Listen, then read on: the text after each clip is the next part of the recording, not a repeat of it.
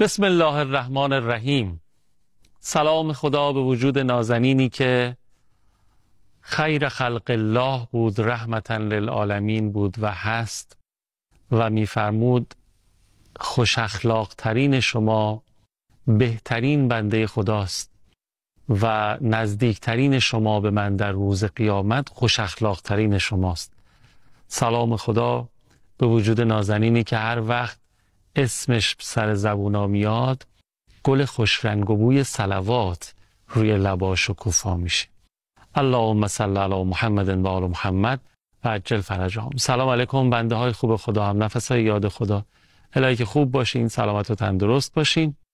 باز افتخار پیدا کردیم اومدیم خدمت شما با برنامه یاد خدا در دوشنبه‌ای که همراه هست با موضوع اخلاق در قرآن کریم به کارشناسی استاد عزیزم حجت الاسلام و المسلمین ابراهیمی که قدم به چشم من گذاشتن. یه فاصله بگیریم و برگردیم گفتگومون رو شروع خواهیم کرد. چقدر خوبه که این فاصله رو با ذکر دعای مستجاب پرش بکنیم. اللهم صل علی محمد و آل محمد و عجل فرجهم. بفرمایید. اللهم صل علی محمد و آل محمد و عجل فرجهم. با اجازه شما سلام و خیر مقدار عرض می‌کنم خدمت آقای ابراهیمی. آقا سلام، خیلی خوش آمدید، خوشحالم هستم. سلام علیکم خدمت شما و همه بینندگان عزیز، در خدمت شما هستم. زنده باشید، محبت دارید. ما در خدمت شماییم و خوشحالیم از این بابت. خب یک جلد کلام الله مجید دست شما هست. این یعنی که مباحث شما، فرمایشات شما، بیانات شما برگرفته از قرآن خواهد بود. درسته؟ انشالله. خیلی خوب. اگه ممکنه از همین کتاب شریف و نورانی که دستتون هست با توجه به آیاتش برای ما بفرمایید که ما جلسه قبل از شما یاد گرفتیم که اخلاق مهمه چون که ما زندگیامون امتداد داره و این اخلاق است که قرار هستش بعد از حیات ما در عالم برزخ، در واقع تو اون عالم نمود پیدا بکنه و حال خوش ما رو اونجا اخلاق این دنیا فراهم خواهد کرد و این نگاه درستی هستش که ما از قرآن می‌آموزیم. حالا بفرمایید این اخلاق درست، این اخلاق ممدوح و پسندیده تو چه فضایی باید شکل بگیره؟ تو چه جور جایی این نوع اخلاق تبیین میشه، آموزش داده میشه؟ ما توی دنیا کم NGO هایی نداریم که با این نام شکل گرفته. تو خود سازمان مللش داریم، حقوق بشرش داریم. آیا اونجور جاها، مثلا حتی مراکز علمی، دانشگاه ها و اینا، آیا این جاها جاهایی هستش که به امثال من آموزش خواهد داد، به ما یاد خواهد داد و ملکه ذهن ما خواهد کرد رفتار درست رو، اخلاق نیکو و پسندیده رو، یا نه جای دیگه است؟ درسته.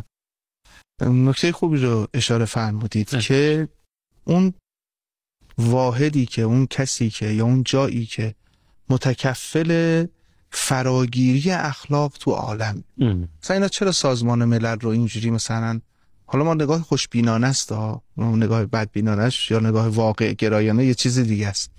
تو نگاه خوشبینانه چرا اینا این رو آوردن بالا؟ برای اینکه میخوان مثلا اخلاق رو فراگیر کنن، اخلاقی که حالا با خوانش و قرائت خودشونه میخوان این فراگیر بشه. دهکده جهانی که یک سری ارزش‌های اخلاقی مثلا یکسانی بین همه حاکم هست و همه یه جور به گزاره‌های اخلاقی نگاه میکنن و همچین نگاهی، این خیلی خوشبینانه است و اینطور نیست، ولی حالا میگیم باشه اینا اینجوری نگاه میکنن به عالم و اینطوری تحلیلش میکنن، نهادهای کلانی هم تأسیس میکنن، بعد ذیل اون NGO ها و تشکل‌های دیگه مثل بخشایی که حامی محیط زیستن، حامی جنبش‌های حامی حیوانات، اینا همه اتفاقات اخلاقی دیگه. این جنبشی که حامی حیوانات، کسایی که حامی محیط زیستن، جنبشی که مثلا میرن لب ساحل جنگل‌ها رو تمیز میکنن، ساحل رو تمیز میکنن، این اتفاقات خب خیلی کار خوبیه. ولی حالا یه کسی میخواد اخلاق یاد بگیره، تو نگاه قرآن میگه تو کجا برو، تو این NGO ها به اخلاق یاد بدن، برو مثلا تن بده به آموزه های مثلا باید و نبایدهای سازمان ملل، یا مثل همین چند وقت پیش که مثلا سند 20 که آورده بودن، مثلا برو تحت لوای همچین حرفایی و با اینا برو جلو تا اخلاق رو یاد بگیری، یا حتی نهادهایی مثل دانشگاه ها، حوزه ها، فرق نداره، با ایناست. یا نه خود قرآن وقتی که اون نگاه بلند رو نسبت به اخلاق مطرح میکنه، شبکه‌ای که این خیلی نکته لطیفیه تو از آیات قرآن، شبکه‌ای که میتونه این رو در سطح وسیع ببره جلو و تمدن اخلاقی درست کنه، یعنی نگاه تمدنی درست کنه، اون شبکه کدومه؟ تو آیات قرآن به این توجه میده که اون شبکه خانواده است. اون سلول حیاتدار اخلاق که میتونه اون بدن بزرگ، یعنی تمدن بزرگی که اخلاقی رو بنا بکنه، شبکه خانواده است. اگر این خانواده اون ماهیت اخلاقیش، اون ارزم حضور شما حیات اخلاقیش، زیست اخلاقیش که برگرفته از قرآن میتونیم اون رو تطبیق بدیم، از دست بره، ما خودمون رو بکشیم با NGO ها، با تشکل ها، با هیچ کدوم از اینها نمیتونیم به مبارزه بی اخلاقی بریم، نمیتونیم ظلمت بی اخلاقی رو برداریم. نمونهش همین چیزی که الان تو عالم داریم میبینیم دیگه. این همه NGO ها اعتراض دارن به کشتار مردم غزه و لبنان و این جنایتی که داره اتفاق میفته، اینا اعتراض دارن، ولی میتونن کاری بکنن؟ یعنی تو خود بله اعتراض های چیزی هست، ولی اینکه شما بتونی زشتی این تمدن رو پایین بکشی، ظلمت این تمدن رو پایین بکشی، نه نمیشه. ظلمت این تمدن رو کسانی میتونن پایین بکشن که سلولشون حیات داشته باشه، اون سلول خانواده است. جالبه که حالا اینو اونا خودشون هم به نظرم فهمیدن ها، یعنی تئوریسین های دشمنان ما میگن که شما اگه میخواید با هزینه خیلی خیلی کمتر اینا رو از پاتر بیارید، خانواده های اینا رو از هم بپاشونید. و در رأس اونا از تا آقام خیلی فراوان تیزبینانه این رو متذکر شدن بارها، مادر خانواده رو هدف بگیرید. نقطه کانونی و رأس خانواده است که مربی اصلی در خانواده هست دیگه. اگر خانواده از هم گسیخته بشه، از هم پاشیده بشه، یه خانواده غیر اخلاقی ما اگر درست کنیم توی این کشورهای اسلامی ایرانی، کار تمومه. آره دیگه با هیچ NGO نهاد و چیز دیگه نمیتونیم اون اخلاق امتداد داره در قیامت رو بپا کنیم که منتهی به تمدن نورانی و اخلاقی بشه، نمیشه. اگه دنبال تمدن نورانی اخلاقی تو اون ابعاد هستیم، این تمدن دانشگاه داره، دانشگاهش خانواده است. این تمدن نورانی تو اون ابعاد استاد داره برای اخلاق. استادش کیه؟ استادش مادره. شخصیت زن تو خانواده است.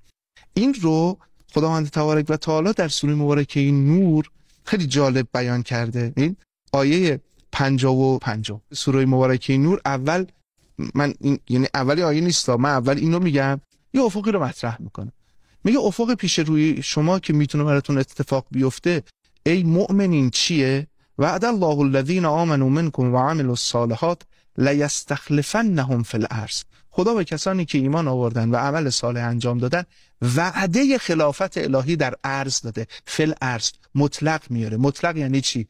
یعنی ما وارد مثلا دانشگاه میشیم، استاد دانشگاه، رئیس دانشگاه، کارمندان، یعنی جلوه خلافت الهی رو میبینیم. وارد مثلا نهادهای انتظامی میشیم، جلوه خلافت الهی رو میبینیم. وارد وزارتخونه ها میشیم، یعنی هر جا وارد میشیم جلوه خلافت الهی دیده میشه. مثلا تو دیدارهای مقام اعظم رهبری، حالا این چیزی که الان برای ما قابل تجربه است، ان شاءالله تجربیات بلندتری داشته باشیم، بتونیم ان شاءالله محضر حضرت ولیعصر برسیم با ذوقشون ان شاءالله. مثلا وقتی یادم دیدن ایشون بیره، یا خدا رحمت کنه، رحمت و رضوان خدا، مثلا بر حضرت آیت الله بهجت، مثلا آدم این حس این که انگار داره از قاب ایشون آیه است دیگه، از قاب ایشون مثلا داره تجربه توحیدی میکنه، خدا رو مثلا از قاب ایشون مثلا داره آدم یه تجربه میکنه، این حسه بهش دست میده. آقا من دارم خلیفه جانشین خلیفه خدا رو میبینم، دارم ولی فقیه میبینم که جانشینی که خلیفه خداست. این یه حس اینطوری با آدم دست میده، تجربه میکنه.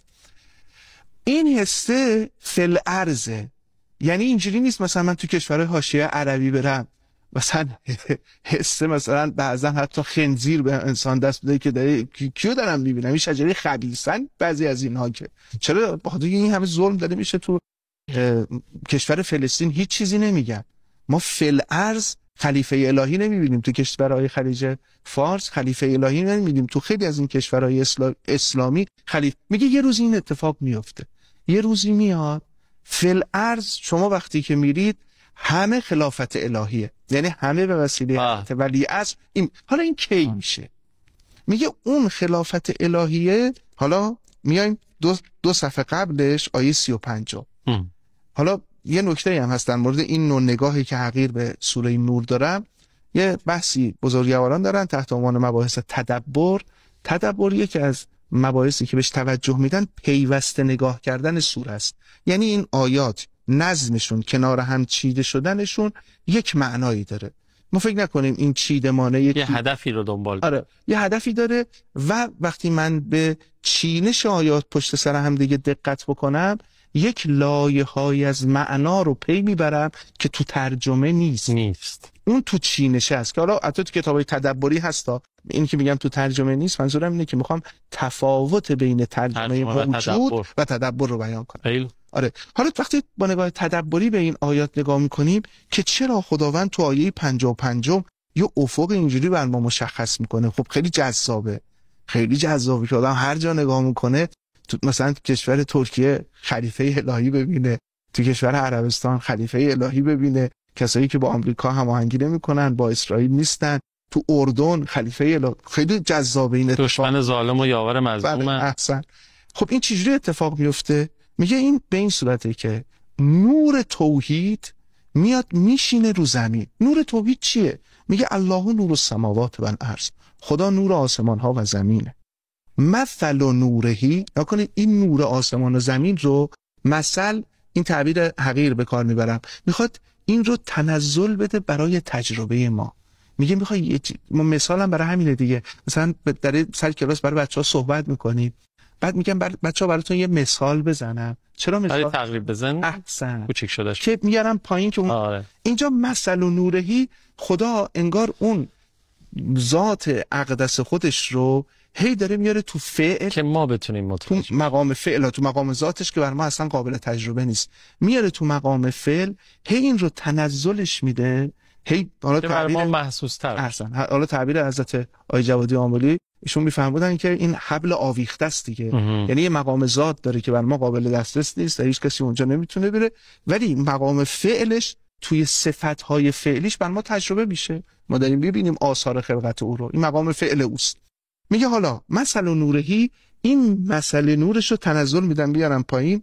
اولین ظرفی که این خیلی قشنگه، اولین ظرفی که این نور رو توش میریزه که من تجربه کنم، میفرماد که دوباره یه مثال دیگه میزنه، مثل که یعنی آفرین دوباره تنزلش میده. میگه نگاه کن من چقدر آوردم نزدیک تو تا تو تجربه کنی چه چیزی و اون نوره رو، الله نور السماوات رو. میگه تو کدوم ظرف؟ میگه که مشکات. تو ظرف مشکات. مشکات یعنی چراغدان. قدیما تاقچه‌ای که چراغ رو اونجا قرار میدادن که مثلا باد از بغل ها نزنه اون رو مثلا خاموش کنه. میگه اولین ظرفی که تو میتونی نور خدا رو تجربه کنی مشکات. حالا دوباره ادامه میده. حالا مشکاتو میگم چیه؟ فیها مصباح، در این مشکاته یک چراغی است، المصباح فی الزجاجه. این چراغ اگر بخواد تلألؤ داشته باشه باید یک زجاجه، یک شیشه‌ای باشه. چراغ گردسوز قدیمی مثلا من یادم نظام بمبارون و اینا و موشک بارون تا همین قم اتفاقی که میافتاد، مثلا برقا که میرفت بعد این چراغ گردسوز روشن میکردن، این شیشه‌شی که میذاشتن نورش قشنگ حالا تلألؤ پیدا میکنه. میگه اون مصباح نورش با اون زجاجه تلألؤ پیدا میکنه و الا مصباح تنها بدون زجاجه نورش تلألؤی نداره. اون زجاجه لازمه. از زجاجتو، حالا میگه اون زجاجه رو آره هی الان دو تا ظرف گفته که ظرف مشکات، ظرف مصباح و زجاجه که با همن، مصباح و زجاجه با هم. بعد میگه یه ظرف سومی هم براتون میگم که دوباره جالبه، اینا میگه که یعنی یه تنزل دیگه میگه که من اینا قشنگ دیگه با پوست و گوشت و خون خودم اون نوره رو تجربه کنم. میگه اون کجاست؟ که انها کوکب دری. اون ظرف سوم کوکب دری، ستاره درخشان است که تو میتونی اونجا اون نور توحید رو تجربه کنی. تو روایت ها این آیه خیلی روایت ذیلش اومده. روایت های متعددی، مصادیق متعددی هم برای اینا بیان کردن. مثلا گاهی موقع مصداق مشکات رو رسول مکرم اسلام آوردن، مصداق مشکات رو قلب مؤمن آوردن، اسم 12 امام رو تو اینها آوردن، اسم ائمه معصومین و 14 معصوم رو آوردن. با اون روایت ها همه در جای خودش صحیح و هر کدوم دارن از زاویه‌ای به این میپردازن. منتها ما با زاویه بحث خودمون میخوایم به این نگاه کنیم. یعنی هیچ کدوم از اون روایت ها رو نفی نمی‌کنم، نعوذ بالله مثل کوه میمونه. ببینید از اون زاویه نگاه کنی یه جوره، از این زاویه نگاه کنی هم داریم درست میگیم، داریم اون کوه ذو ابعاد رو میبینی، ولی از زاویه دیگه. توی روایتی هست خیلی عجیبه. خب اجازه بدین این از یک زاویه نگاه دیگر نسبت به اون زوایای نگاه رو ما موکول کنیم به بعد از فاصله که میگیریم از ما خدمتتون بشنویم تا اینجا یه ذره بهش فکر بکنیم. یکی از آیات پر رمز و راز قرآنه. بله. به نظرم اگه نگیم پر رمز و راز ترین، یکی از آیات پر رمز و راز قرآنه که تا شما اشاره فرمودید نگاه‌های مختلفی بهش شده. خب بریم و برگردیم خدمت آقای ابراهیمی هستیم. بفهم. اللهم صل علی محمد و آل محمد و عجل فرجهم. قرار شد که آقای ابراهیمی عزیز آیه 35 سوره مبارکه نور رو از نوع نگاه خاصی که دارن برای ما ترمیم بکنن با توجه به احادیث فکر میکنم. خدمتتون عرض می‌کردیم که اون نور توحید که همون خلافت الهیه داره میگه این کجا منشأ و سرچشمش شروع میشه که همه زمین رو میگیره. این بحث ما چی بود؟ بحث ما اینه که آیه زوری برسه نه تنها تو کشورهای اسلامی رؤساشون، حتی تو نهادهای انتظامی، دادگاه‌ها، همه جا نور توحید. این نور از کجا شروع میشه؟ میاد مبدأش کجا؟ چشمش چیه؟ میگه مبدأ نور این شکل که اول مشکاته، بعد مصباح و زجاجه است و بعد کوکب دری. تو روایتی گفتم روایت‌های مختلفی هست، با برخی از روایت‌ها فعلا کاری نداریم. در روایتی هستش که میفرماد مشکات حضرت صدیقه طاهره سلام الله علیها است، یکی از مصادیق مشکات. بعد میگه مصداق زجاجه دوباره حضرت صدیقه طاهره سلام الله علیها است. بعد میگه مصداق کوکب دری، میگه یکی از مصادیق دوباره حضرت صدیقه طاهره است. یعنی شاید تنها معصومی که روایت‌هایی که اومده هر سه رو بیان کرده ایشونه. برخی دیگه مثلا حتی حضرت جواد علیه السلام، حضرت رضا، برخی از مصادیق دیگه اومدن که یهد الله لنوره من یشاء، مثلا میگن حضرت ولی عصر تو روایت اومده. ولی این که تو همه این سه تا ظرف اصلی ذکر شده تو روایت حضرت صدیقه طاهره است. خب حضرت صدیقه طاهره بالاخره کدومشه؟ مشکات، زجاجه است یا کوکب دریه که از نور او باید همه عالم پر بشه؟ احسن. این کدومشه؟ بالاخره کدوم یکی ایناست؟ میگه هر سه تاش. میگه یعنی چی هر سه تا؟ میگه مشکات مقام دختری ایشونه، مقام دختری ایشون نسبت به پیغمبر که نور توحید، نور رسالت رو از پیغمبر اخذ کرد. مقام زجاجه مقام همسری ایشون نسبت به امیرالمؤمنینه. زجاجه مصباح دیگه، مصباح امیرالمؤمنینه که نور ولایت رو از امیرالمؤمنین اخذ کرده. پس نور رسالت با مقام دختری اخذ شده، نور ولایت با مقام همسری و کوکب دری مقام مادری ایشونه که نور امامت رو خودش تولید کرده. یعنی نور امامت از ایشون ساطع میشه که نورون علی نور. حالا این کوکب دریه که نورون علی نور. این روایته یه مرتبه شأن نزول هست برای مقام حضرت صدیقه طاهره. این درست، ما اینو میپذیریم علی عین. من یه لایه دیگه میخوام نگاه کنم. یعنی این نگفتم که بخوام، حتی این خودش یه مثلا تبرکی است برای ما و لیاقتیه که به ما عز دادن که ما نام ایشون رو ببریم و در مورد ایشون بتونیم سخن بگیم. ولی من میخوام اینجا یه لایه دیگه رو بهش بپردازم.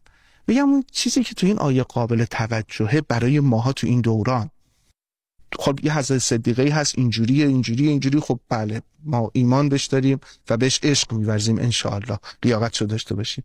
ولی خب الان من چیکار کنم؟ میگه من دارم تو اون درجات پایینش که برای شما میتونه الگو باشه، شخصیت زن تو خونه رو میگم. یعنی این نور یکی از مجاری اخذ نور توحید که اون خلافت الهی رو در پی داره، شخصیت زن. یه چیزی بگم، اینی که میفرمودین حالا این مقام زن و اینها هم همش تو ذهنم داره درگیر میشه چقدر میخوره به این ماجرای حدیث کسا که با محوریت ایشون با محوریت فاطمه است، فاطمه، پدر، همسر، بچه ها، این انگار توی همین این ترتیب اومده. خیلی عجیب و جالب بود به نظر. حالا مثلا روایت‌های دیگه، مثلا پیغمبر میگه من از تو بوی بهشت رو استشمام می‌کنم. ببین قاب فاطمه زهرا سلام الله علیها برای رسول خدا قاب تجربه توحیدیه. بابا خود پیغمبر مثلا بالاترین درجه، ولی من قاب دخترم دارم خدا رو تجربه میکنم. این که میگم قاب برای اینکه یه وقتی خدای نکرده به شرک و کفر نیافتیم. ما قاب یعنی اینکه همون تعبیری که حضرت موسی هست که رفت به شجر رسید در طور سینا، در سوره مبارکه طه هستش و سوره قصص هم هست